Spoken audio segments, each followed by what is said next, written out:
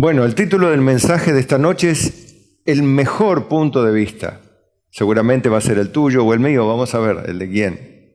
O qué dice la Biblia al respecto. Nos va a sorprender. Van a ver, va a ser una grata o triste sorpresa según el punto de vista. Y por otro lado también vamos a aprender dónde pararnos a la hora de observar, de opinar, de medir, de evaluar algo, alguien o una circunstancia. Bueno, entonces leemos un párrafo en Proverbios 30, 12 al 15 y oramos brevemente luego. ¿Sí? ¿Me acompañan? Bien. Dice, hay generación limpia en su propia opinión, si bien no se ha limpiado de su inmundicia. Hay generación cuyos ojos son altivos y cuyos párpados están levantados en alto. Hay generación cuyos dientes son como espadas y sus muelas cuchillos para devorar a los pobres de la tierra y a los menesterosos de entre los hombres. La sanguijuela tiene 2 hijas, dicen, dame, dame. Amén. Bueno, tomamos un tiempo de oración. Padre nuestro, Dios del cielo, gracias en esta tarde por permitirnos estar en tu casa, por permitirnos adorar, esperar en tu presencia, aprender, poder reflexionar, meditar, ser instruidos, vivificados. Ayúdanos, Señor, a que todo lo que en este tiempo hagamos sea de máximo provecho, no apenas para nosotros, sino para nuestra familia, nuestro hogar, nuestros vecinos y nuestros hermanos que nos verán luego en este mensaje grabado o donde quiera que llegue la palabra que damos. En el nombre de Jesús, humildemente te pedimos ayuda, que nos libres del mal, de la interferencia del enemigo, de sus acciones ocultas y silenciosas, así como de nuestras propias torpezas, de nuestro cansancio quizá o nuestros pensamientos nublados a causa de la angustia, la ansiedad o la preocupación. Líbranos de todo mal. Tuyo es el reino, el poder, la gloria, y en tus manos nos encomendamos cada uno de nosotros en el nombre de Jesucristo, y todos decimos amén. Bueno, hermanos, tomamos asiento y creo que si usted observa esta porción de Proverbios, es algo que describe una constante en la humanidad. Una generación, hay generación, o sea, quiere referirse a esto que hay una gran cantidad de personas. Una generación acá no se está refiriendo estrictamente a un rango etario en un tiempo determinado de la historia, sino que se está refiriendo a una mayoría de personas que por el hecho de que no han sido regenerados, no han sido limpiados de su inmundicia, no tienen el pensamiento bíblico, el pensamiento de Dios, ellos son limpios en su propia opinión. Es muy común esto de encontrarse con una persona y empezar a hablar de las cosas de Dios, de la fe o de la religión, como se lo conoce en la jerga callejera, digamos, ¿no? Hablar de las cosas de Dios y de la moral. Generalmente las personas, la mayoría de las personas que no son regeneradas, que no han sido limpiadas por la sangre de Cristo, que no han sido lavadas de sus pecados y que sus conciencias no han sido restauradas, no han sido normalizadas, no han sido vueltas a su función normal de guiarnos a la palabra de Dios o a la verdad de Dios o encaminarnos. Ellos creen que están bien. De hecho, a cada uno de nosotros nos pasó. Decíamos, yo no hago tanto mal, yo no soy malo, yo no mato, no robo. Todo el mundo dice más o menos lo mismo, ¿no? Pero claro, ¿según qué punto de vista? Según su propia opinión. ¿Quién dijo que el pecado se mide según la perspectiva personal? ¿Vieron esta frase? Para mí, fumar no es pecado, dice alguno. para mí tomar vino y pasarse de copas y decir incoherencias o barbaridades no es pecado. ¿Vieron? Y muchas de estas frases, ¿no? Tener una escapadita, una aventura sexual no es pecado. Dicen, porque después de todo yo soy fiel el resto del año. Bueno, y así podíamos, un cigarrito, ¿cómo le dicen? Un porrito, no es nada para nadie. Pero ¿eso quién lo dice? La persona respecto de sí mismo. Por eso hay generación limpia en su propia opinión, si bien no ha sido limpiada de su inmundicia. Evidentemente, la razón es que su pecado no ha sido limpiado y por eso no tiene la capacidad de discernir lo que es pecado, porque el pecado se discierne a partir de una referencia, que es la santidad absoluta y perfecta de Dios.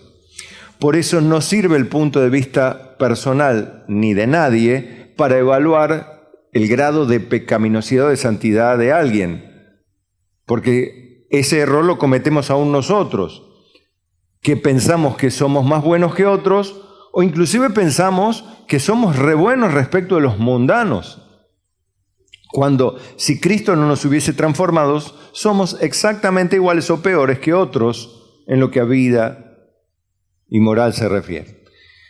Si bien ahora, siendo lavados, somos impulsados por el Espíritu Santo para buenas obras, las cuales Él preparó de antemano para que anduviésemos en ellas.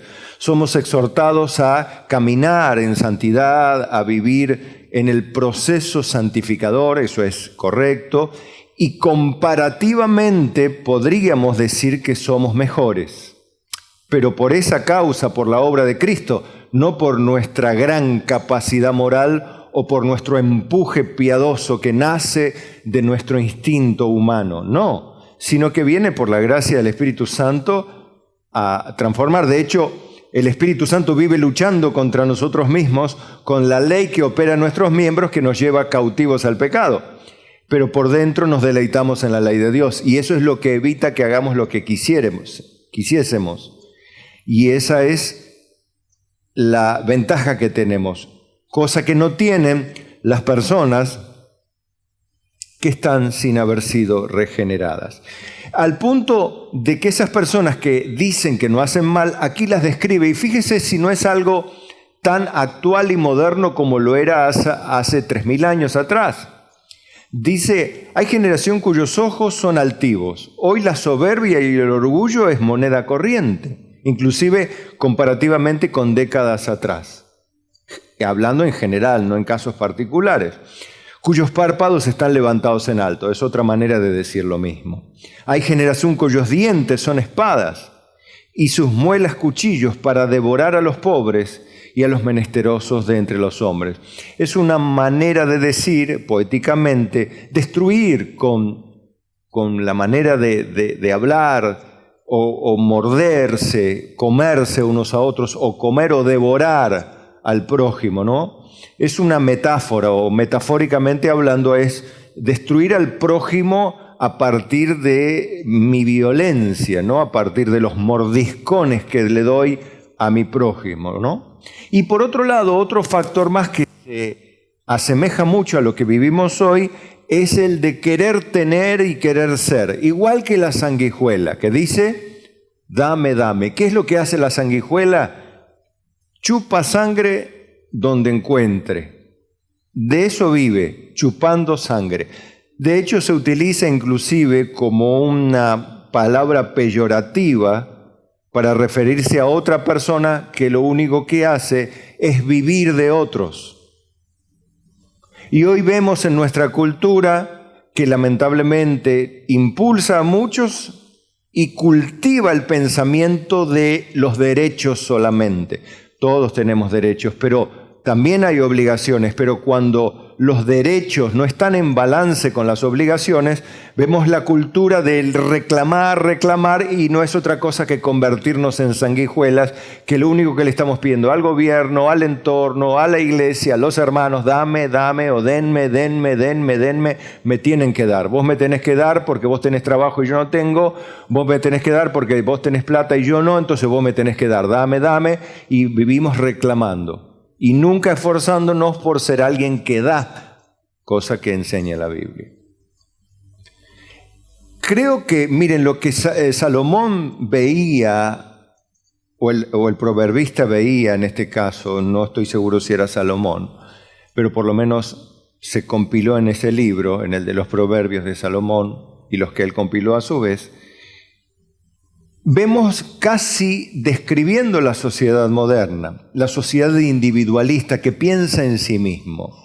Y sacando la definición de Wikipedia de individualismo, dice: el individualismo es la posición moral, filosófica, política o ideológica que enfatiza la dignidad moral del individualismo. Lo enfatiza al individualismo en sí mismo, ¿no? Los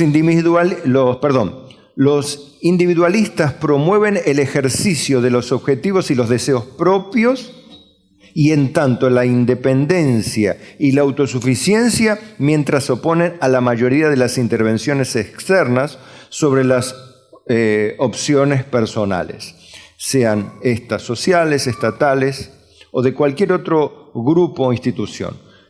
Lo personal por encima de lo general, o sea, el bien propio sobre el bien común. Fíjense que en la misma Constitución, en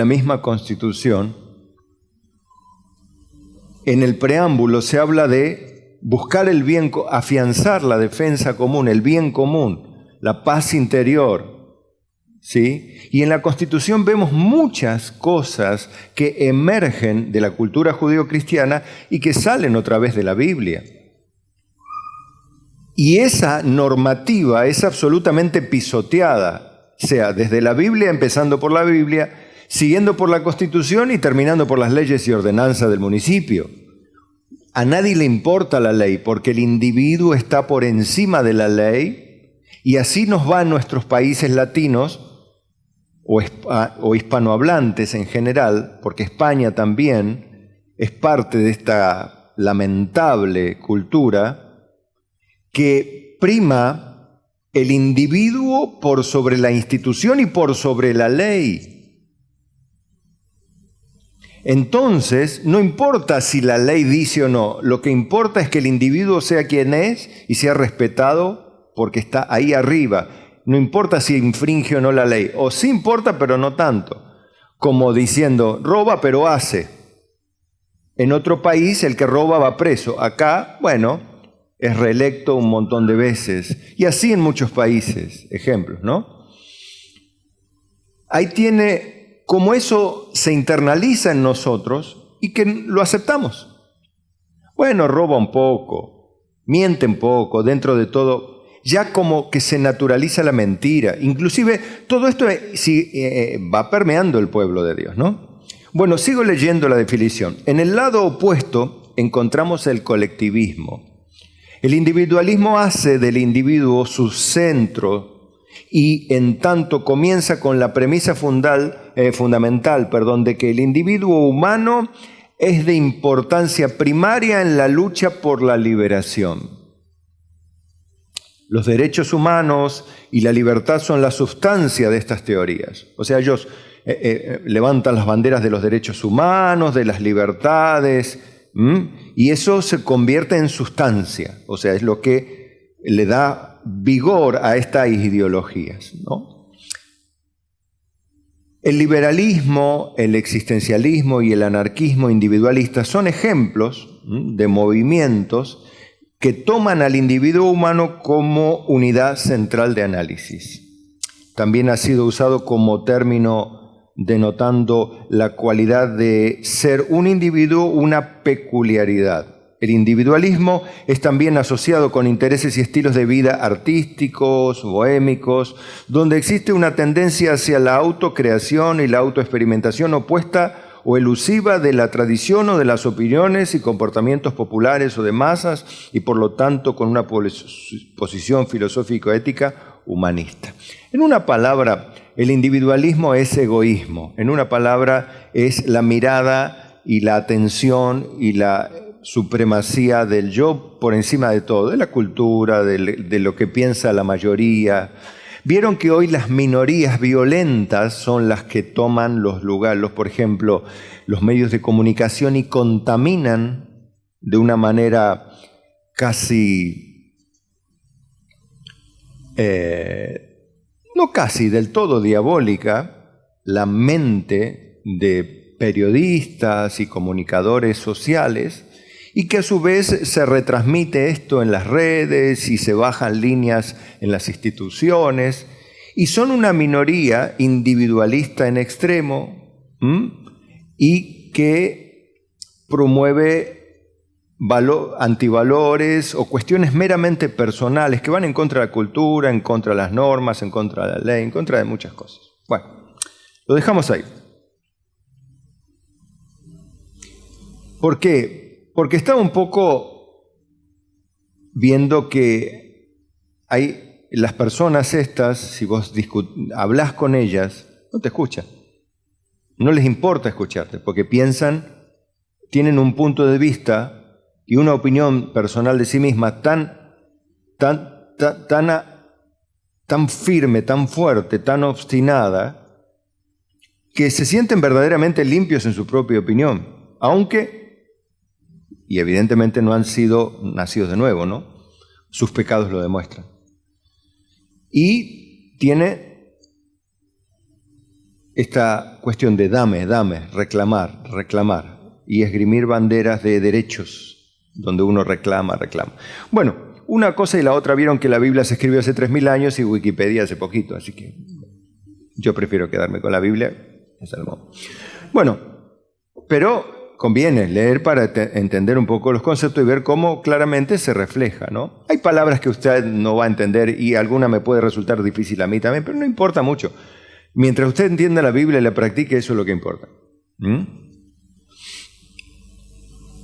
Yo le quiero mostrar el resultado ahora y ejemplos también de personas que están autoconvencidas, de este tipo de personas autoconvencidas de su condición, ¿no? Que se sienten limpias verdaderamente en su propia opinión. Sienten que están bien paradas, que están bien ubicadas y a capa y espada, y más que a capa y espada a veces defienden con armas y piedras, ¿no?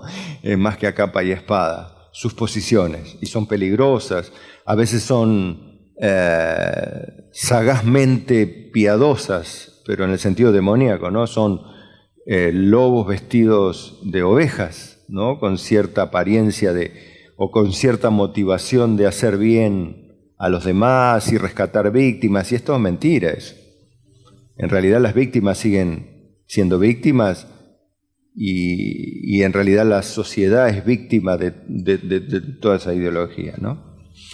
Pero en Proverbios 3:7 dice a usted y a mí, no seas sabio en tu propia opinión. Teme a Jehová y apártate del mal, porque será medicina a tu cuerpo y refrigerio para tus huesos. De esto yo deduzco automáticamente algo, que esta gente que piensa ser feliz, porque se supone que buscan la felicidad o el bien, creo que no buscan torturarse a sí mismos, yo creo que su obsesión en instalar el reconocimiento de su propia ideología en el entorno es de alguna manera sentirse felices en el hecho de que han triunfado con su ideología, con su plan, y disfrutar de una sociedad más evolucionada. Pero la Biblia dice que eso no va a ser medicina para el cuerpo. Lo que va a ser medicina para el cuerpo es rechazar esa actitud de autoaprobación, de tener una perspectiva personal, ¿no? En cambio, si nosotros somos humildes y nos sometemos a las Escrituras, la Biblia dice que vamos a hallar medicina para el cuerpo y refrigerio a los huesos. Esto habla de que viene en el someterse a la vida piadosa verdaderamente, no aparentemente, sino verdaderamente, trae consigo aparejada la salud mental, emocional y consecuentemente la salud física. No que va a ser usted una persona que nunca en su vida va a tomar un remedio, probablemente sí, porque las enfermedades vienen por razones genéticas, por cuestiones ambientales, por cuestiones alimentarias, por cuestiones culturales, por cuestiones demoníacas y también justamente por hacer cosas o tener estilos de vida que son contrarios a la ley de Dios que enferman el cuerpo. El vivir de la manera de Dios probablemente nos libre de muchas cosas que traerían enfermedad. Proverbios 16:2 dice: todos los caminos del hombre son limpios en su propia opinión, pero Jehová pesa los espíritus. Encomienda a Jehová tus obras y tus pensamientos serán afirmados. Está diciendo que no es que tenés que tener una mente volátil, una mente abierta en el sentido de tragar todo lo que viene. Bueno, si es fulano hay que respetar lo que dice. Si es mengano hay que respetar lo que dice. No, hay que respetar la persona. Pero si me viene hablando el diablo a mí, yo no voy a respetar lo que el diablo me dice. Bueno, ni al diablo ni a lo que dice el diablo. Sí voy a respetar a la persona que piensa diferente. Debo hacerlo y con mansedumbre y reverencia tratar de explicarle mi posición. Y con mansedumbre y reverencia, primero escucharle y también invitarla a que me escuche. Si ahora lo que quiere es pelear, no discutas con el necio. No tiene sentido. Porque primero cuando vos te sentás a hablar con alguien sobre cuestiones opuestas, primeramente tenés que cerciorarte de que te va a escuchar. Si no te va a escuchar, le decís buenas tardes, nos vemos en otra oportunidad. Porque no tiene sentido, no te va a escuchar. En tal caso puedes hacer un resumen del Evangelio cortito, sembrar la semilla y volar y seguir de largo. Como enseñó Jesús. Si no reciben, donde van predicando el Evangelio, no reciben, sacuden el polvo de sandalia, digan, bueno, allá ustedes. No está diciendo, ay, por favor, escúchame que te tengo que decir algo, que te tengo que contar. No, ¿no querés escuchar el Evangelio? Mira, te lo cuento de prepo igual. Dice esto y esto y esto y esto y esto. Y agarró, buenas tardes y otra cosa. Sandalia no tengo y las zapatillas no me las voy a sacar, así que media vuelta y me voy. No pierda el tiempo discutiendo con el necio. ¿Ven? ¿Siempre el Evangelio? Sí. ¿Predique el Evangelio? Sí. Bien. Y para que sepa, ¿has visto hombre sabio en su propia opinión? Más esperanza hay del necio que de él. O sea, tras que del necio no hay esperanza, imagínate del hombre que en su propia opinión, porque el necio es el que carece de sabiduría y es obstinado en sus propios consejos, ¿no? Pero el que está convencido de que tiene la verdad y tiene una opinión muy positiva respecto de sí mismo, preferible que ponga la esperanza en el necio antes que en esa persona que en su propia opinión es sabio, que realmente se la sabe toda. Dice, no, yo me la sé toda, no, mira, los años que tengo, los libros que leí, y yo la facultad y los posgrados que tengo. Mira, mejor, Dios dice, escucha al necio mejor, que por ahí tenés más esperanza de recibir algo bueno que de escuchar de este súper sabio, que en su propia opinión es inerrante, ¿no?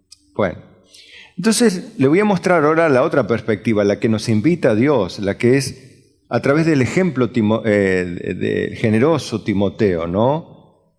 Para relacionarse con los demás. Mire, usted sabe que el corazón que tenemos se manifiesta en nuestras palabras, en nuestras acciones. De la abundancia del corazón habla la boca, pero también de lo que hay en el corazón se refleja en el rostro, ¿o no? La Biblia dice que conforme es el rostro en el agua, así el corazón al rostro, ¿no? En otras palabras lo dice, pero en una cuestión, en una frase. Así como el espejo refleja el rostro también refleja nuestro propio corazón.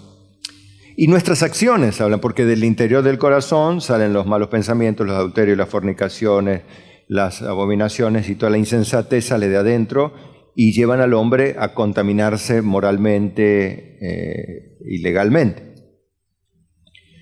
Por eso, cuando hay un corazón generoso que piensa en los demás, que no es individualista, que al contrario y tampoco colectivista, ¿no? Porque nosotros no somos el colectivo evangélico, somos la iglesia evangélica. O somos cristianos en realidad, pues está el colectivo evangélico, se podría decir en términos sociales. Bueno, ponele. Pero en realidad, delante de Dios no somos el colectivo. En realidad Dios somos sus hijos, somos su familia, somos su pueblo. Y dentro del colectivo, sí, evangélico, hay quienes son verdaderos hijos de Dios y hay quienes no lo son. La paja y el trigo crecen juntos. No intente arrancar la paja ni la cizaña, porque puede llegar a arrancar el trigo. O sea que usted tiene que convivir con la cizaña, aunque no le guste, hablando en general, ¿no? Entonces, mire Filipenses 2:20 como dice, pues a ninguno tengo del mismo ánimo y que tan sinceramente se interese por vosotros, porque todos buscan lo suyo propio, no lo que es de Cristo Jesús. Y esto ya lo estaba hablando en el ámbito de la iglesia. La iglesia estaba siendo permeada, acá ya estamos hablando muchos años después de Salomón, estamos hablando un poco después de Cristo, y sigue la sociedad con los mismos problemas. Aún en la iglesia, cada uno pensando en lo suyo propio. Y hoy vemos que pasa también, escuchábamos con Susi las predicaciones de la radio, escuchamos a Sugel, me parece, ¿no? En una predicación que hablaba justamente de que en la iglesia moderna, la cual nosotros somos partícipes ahora, la dificultad que tienen los seres humanos para comprometerse con la iglesia y con Dios, pensando solamente en ello, en su trabajo, en sus cosas y nada más. Y él, bueno, hacía una mucho más profunda, por supuesto que yo, por lejos, exposición del pensamiento, ¿no? Cómo iba evolucionando, cambiando a través del tiempo, pero teniendo sus mismos defectos. Que la Biblia nos cuenta, ¿no? Pero me gusta lo de Timoteo, dice, porque Pablo le decía, porque todos buscan lo suyo propio, pero no lo que es de Cristo Jesús. Y lo que es de Cristo Jesús, en un sentido espiritual, no son las sillas, los materiales, los instrumentos. Lo que es de Cristo Jesús es la gente. Él murió por la gente, no por las sillas, los templos, los micrófonos, los instrumentos.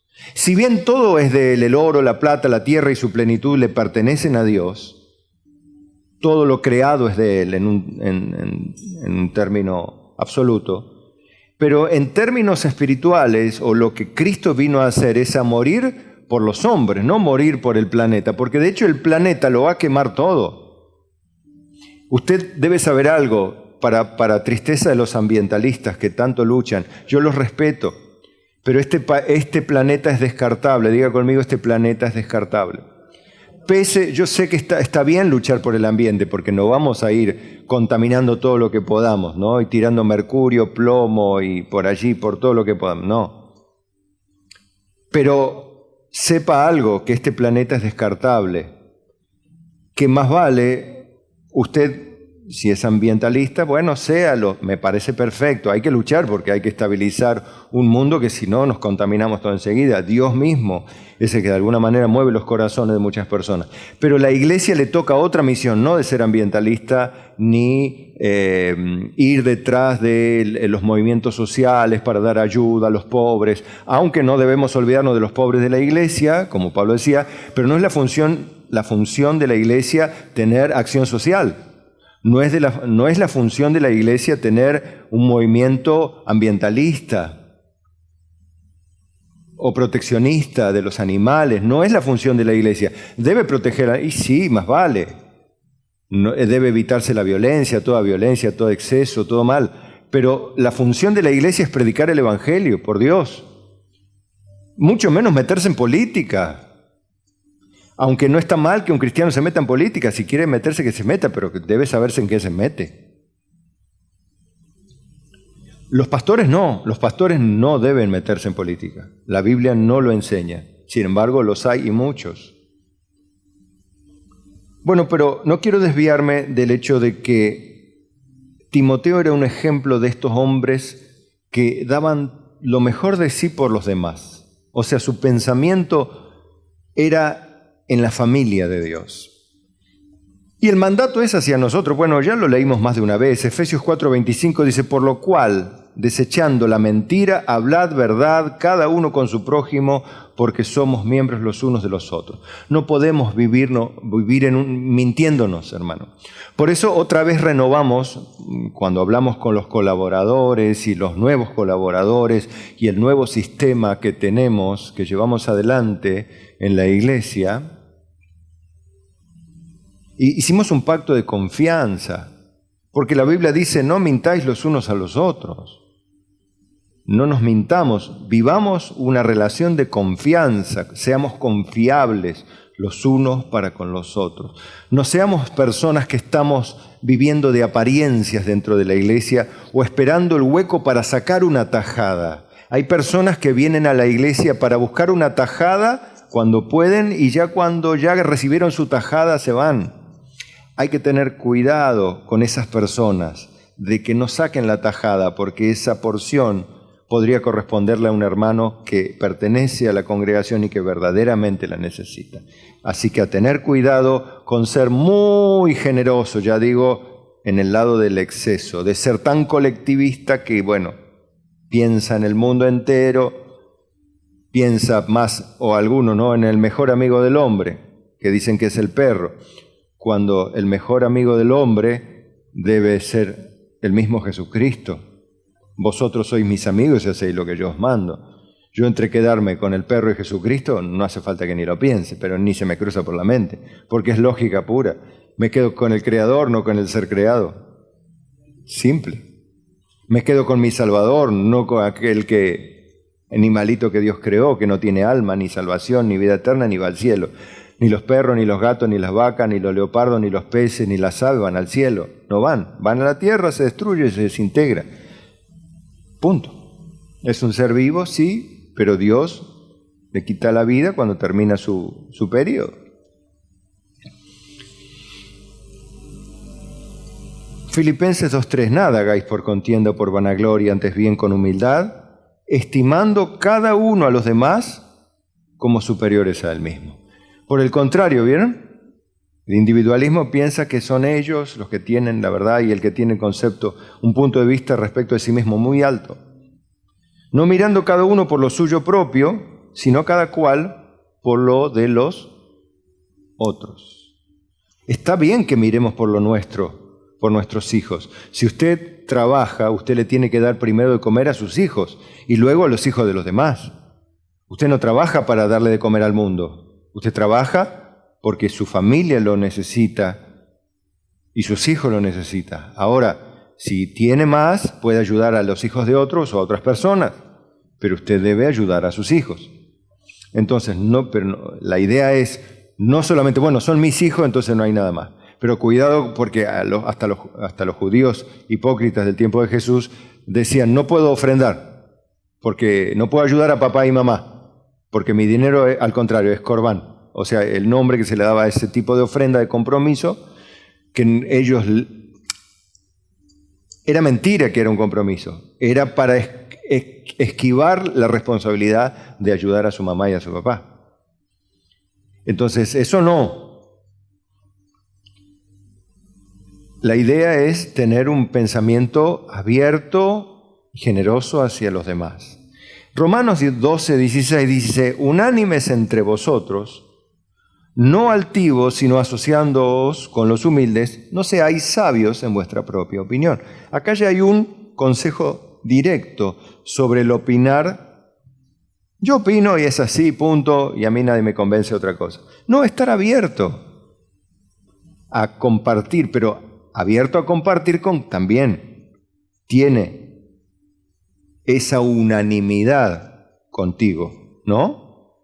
Que no es altivo y que también es humilde como vos intentás ser humilde. Es decir, yo no soy el dueño de la verdad, yo no tengo toda la verdad, pero podemos compartir. Yo no creo que tenga toda la razón en todo. Inclusive yo como pastor y maestro no creo pegarle en todas absolutamente. Pero eso no me convierte en alguien del cual debo vivir desconfiando. No. no, porque para eso Dios pone pastores y maestros para edificar la iglesia. No los pone por suerte si sale bien, no, para que lo hagan bien. Ahora, eso no quiere decir que sean infalibles e inerrantes, o que tengan toda la verdad contenida en un solo pastor, un solo predicador, un solo maestro en el mundo. No. Si usted escucha a los grandes o más relevantes predicadores actuales y de la historia, ven que hay en su historial algunas cosas en las que se equivocaron, como yo me equivoco habitualmente, ellos también se equivocan y todos nos equivocamos. Por eso en la multitud de consejeros está la sabiduría, y sobre todo en la Biblia, ¿no? Ahora, ¿vieron que somos de pensar y evaluar? Bueno, le voy a dar esto, lo voy a llevar esto de una manera práctica a una aplicación directa. ¿Vieron que somos de pensar en nosotros? Tendemos a pensar solo en nosotros. Bueno, la Biblia dice que hay que evitar el individualismo, hay que evitar la opinión propia de uno mismo. O también de quedarse con lo de uno, sino con lo de los demás. Pero también, a veces cuando evaluamos algo que escuchamos y algo lo pasamos por nuestro punto de vista que se supone que debe estar aferrado a la línea de pensamiento de la Biblia, en vez de pensar en lo bueno, nos quedamos pensando en lo malo. Somos así. ¿No le ha pasado? E hicimos la prueba, ¿no es cierto? Más de una vez.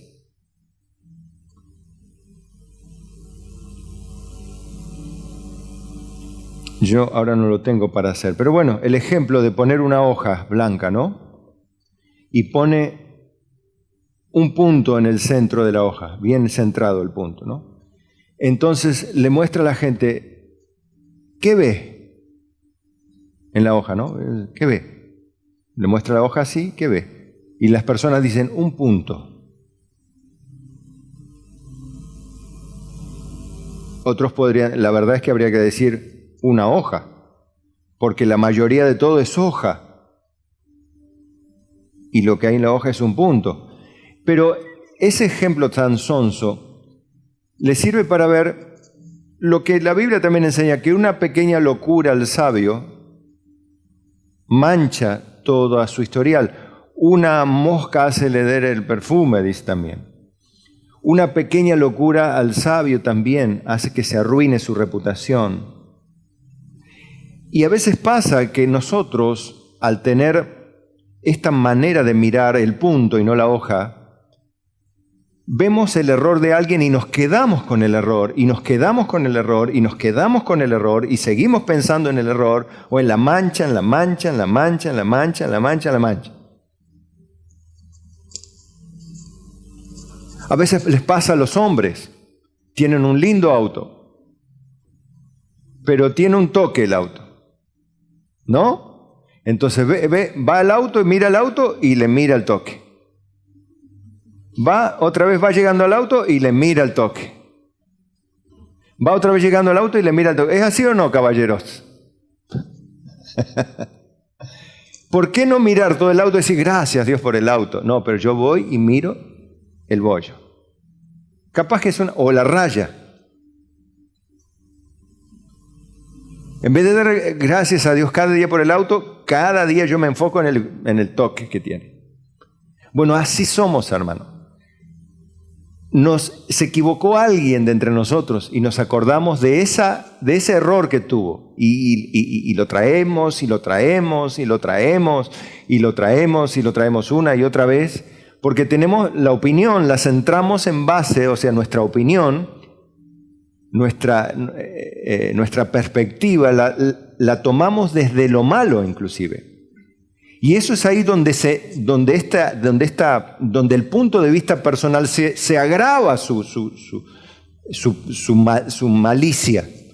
Tengo un punto de vista personal y lo que en mi punto de vista estoy enfocado es en el error de fulano.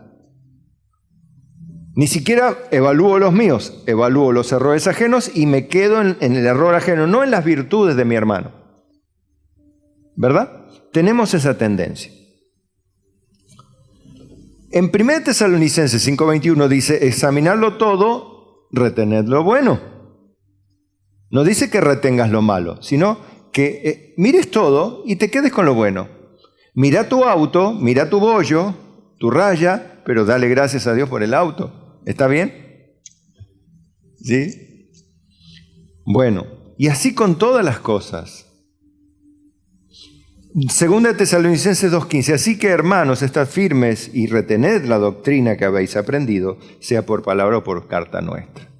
Enfóquese en la doctrina, no en todo lo malo que hacen en toda la iglesia, en la otra iglesia, en la otra iglesia, en la otra iglesia, acá y allá, y el hermano acá, enfocándose todo el día hablando de lo mismo.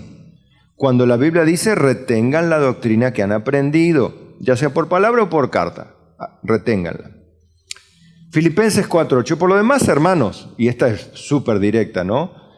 Todo lo que es verdadero, todo lo honesto, todo lo justo, todo lo puro, todo lo amable, todo lo que es de buen nombre, si hay virtud alguna, si hay algo digno de alabanza, en esto pensad. Enfóquense sus pensamientos en lo bueno.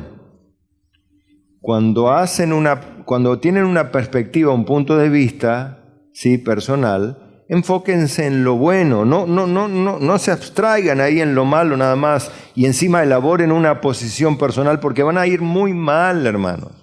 Vamos a ir muy mal así, estamos como este mundo, nos convertimos en los super individuos de la congregación, nos convertimos en los super ministros de la congregación, los que no tenemos nunca un error, nunca una falla, nunca una debilidad. Nunca nos enfermamos, nunca nos cansamos, nunca nos deprimimos nosotros. Y antes estaba esa cultura donde se deidificaba al pastor. Y al pastor, hasta siendo pastor, me acuerdo de la época que daba vergüenza decir que estaba algo malo, deprimido. Está en pecado el pastor o algo habrá hecho. Como si no lo vemos a Pablo triste, continuamente triste, afligido, preocupado, ansioso. Pero parece que no lo vemos. ¿Por qué? Porque nos enfocamos en una perspectiva no bíblica, sino personal, fruto de la cultura, contaminados por la cultura en la cual vivimos. Entonces termino con una porción de la Biblia en 1 Timoteo 6:3. Fíjense cómo esto de pensar y tener un punto de vista que no sea bíblico o que no esté pasado por la Biblia, con el espíritu que la palabra de las Escrituras nos lleva a encaminar nuestra conducta, ¿no? 1 Timoteo 6:3 dice, si alguno enseña otra cosa y no se conforma a las sanas palabras de nuestro Señor Jesucristo y a la doctrina que es conforme a la piedad, está envanecido, nada sabe y delira acerca de cuestiones y contiendas de palabras. Y ahí me detengo un poquito, porque la Biblia no escatima adjetivos para describir lo torpe, insensato que es el punto de vista de la persona que se aprueba a sí misma, de que se cree a sí misma en lo correcto, de la persona que se ve a sí misma sin manchas, se ve a sí misma sin defectos, se aprueba a sí misma y se enfoca solo en lo malo de los demás para poner blanco sobre negro, ¿no? Para exaltar lo propio bueno, si es que lo tiene, y quedar mejor todavía, pero eso es una actitud muy individualista, es una técnica bastante perversa y diabólica, y que por supuesto no colabora para la vida de piedad.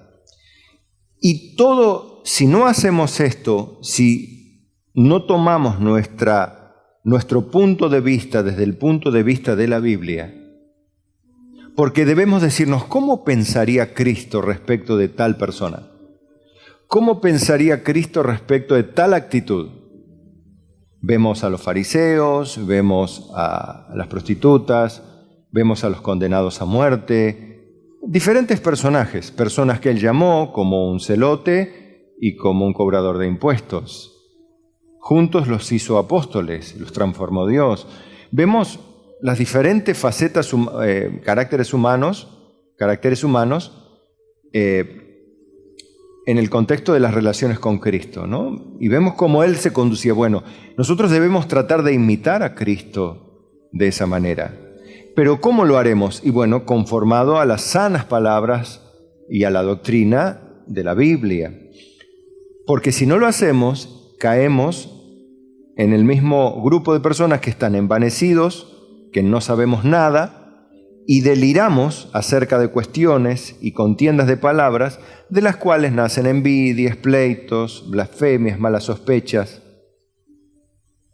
Cuando decimos yo opino, a mí me parece que cuando empezamos a opinar, caemos en esto. Metemos en la iglesia ¿qué cosa? Envidias, pleitos, blasfemias, malas sospechas. Cuando somos opinólogos en todas las áreas, empezamos a convertirnos en los que siembran envidias, pleitos, blasfemias y malas sospechas. Entonces la gente se ve afectada por nuestras opiniones. Pero cuando somos humildes y presentamos lo que las Escrituras dicen con un espíritu sanador, con un espíritu compasivo, comprensivo, es muy diferente porque estamos aportando piedad. Pero cuando lo hacemos con otro espíritu, enseñando otra cosa y un punto de vista muy personal sobre cómo deberían ser las cosas, no yendo por las Escrituras, lo único que vamos a lograr es una iglesia dividida, llena de contiendas, peleas y gente que sospecha de otra. Fulano, mengano, no sé, acá, allá, el pastor, acá, a mí no me cierra, no me cuadra, no me da, lo dijo fulano, opina mengano y fulano dijo también, a mí no me cuadra mucho, no me cierra. ¿Y qué empieza? Esto. Fíjense cómo la Biblia es sabia, ¿no?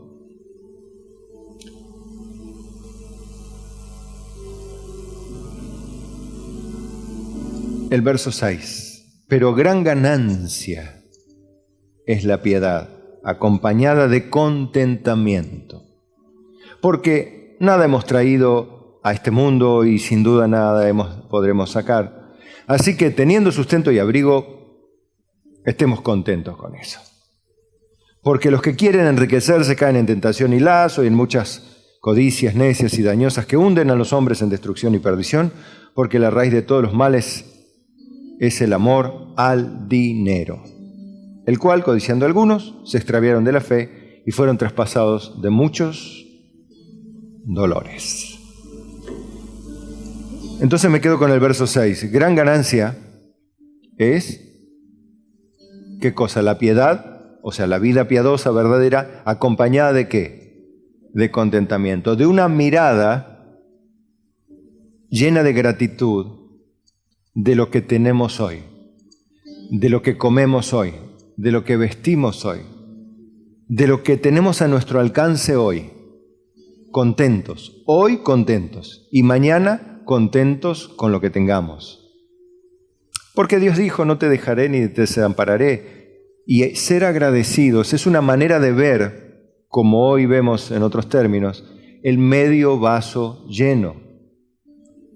No quejarnos por el medio vaso vacío todos los días. Mirá, me falta medio vaso, mirá, me falta medio vaso, mirá, me falta medio vaso. También está esa que es más grave, ¿no? Siempre faltan los 99 para el peso. Bueno, pero dale gracias a Dios por el 1 y no por los 99 que no tenés. Ya vas a tener el peso cuando Dios quiera que así sea. Entonces usted esté contento, piense de esa manera. Piense en lo que tienen sus hermanos. No se compare, no compita. No tenga una mirada súper personalizada y todos deberían ser bendecidos como yo. El hermano es pobre porque no hace como yo hago. ¿Qué sabes?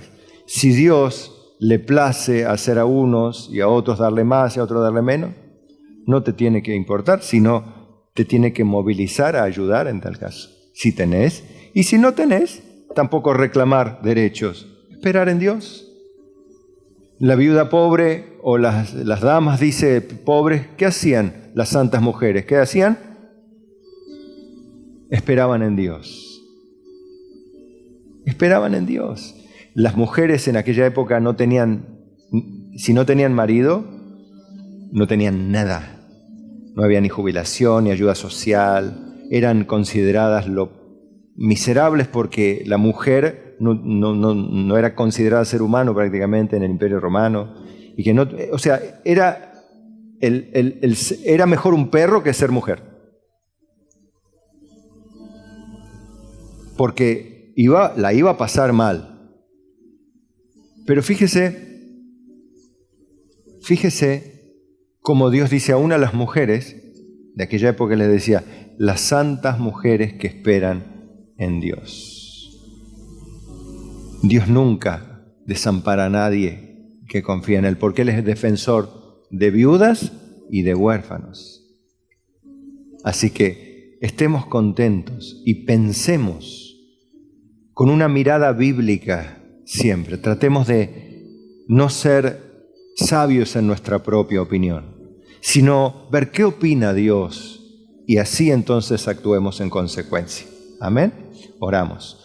Padre, te damos gracias porque nos libras del individualismo, de una mirada egoísta, de un juicio apresurado de nuestro prójimo y nos ayudas a convivir mejor, a ser más respetuosos del pensamiento diferente al nuestro, a no ser en el mal sentido mente abierta que traga todo lo que viene, que tiene nombre de Dios o incluye la palabra Jesús o Biblia, sino tener un pensamiento crítico, Señor, para discernir lo santo de lo profano, lo precioso de lo vil, pero pensar con amor, con paciencia, con un corazón dispuesto a darle algo a los demás.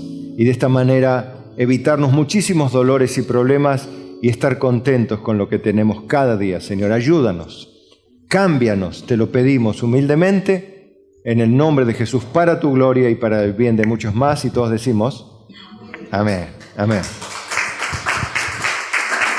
Démosle la gloria al Señor.